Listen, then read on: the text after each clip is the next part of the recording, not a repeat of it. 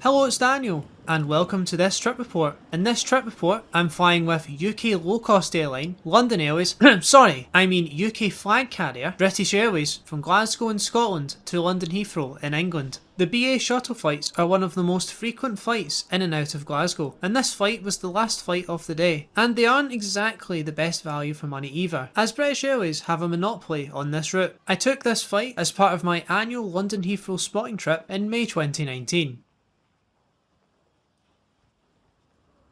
Okay, so before I get any comments on this video saying, why are you being so negative about British Airways? You're barely even into the review. Well, I'm going to explain how British Airways aren't exactly what they used to be, and they're just another overpriced airline with no identity whatsoever, and are currently in a race to the bottom.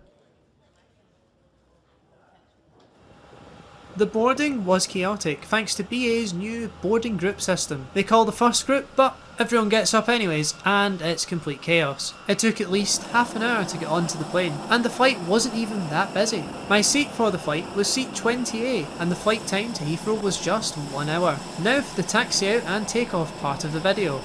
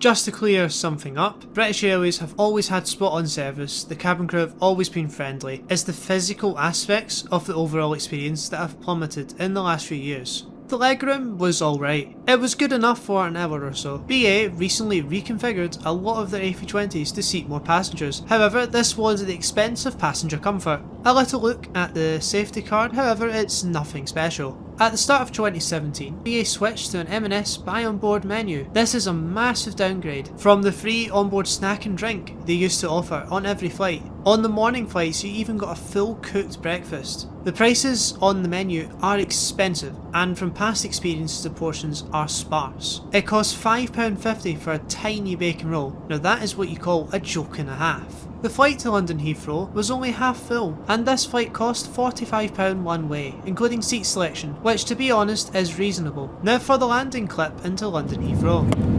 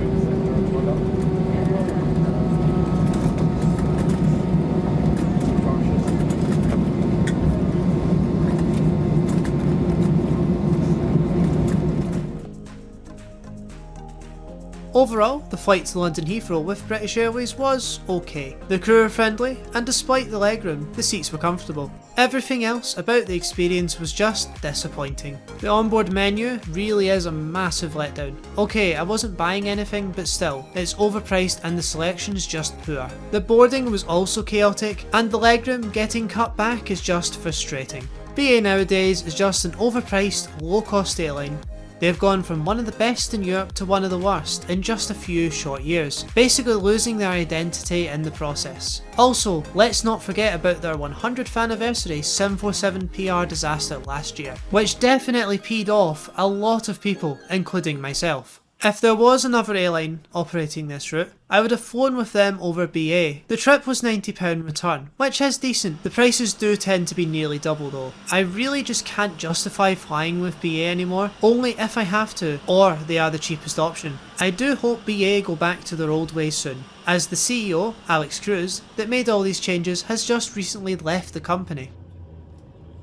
Thanks for watching this trip report. I hope you have enjoyed it, and stay tuned for the next one.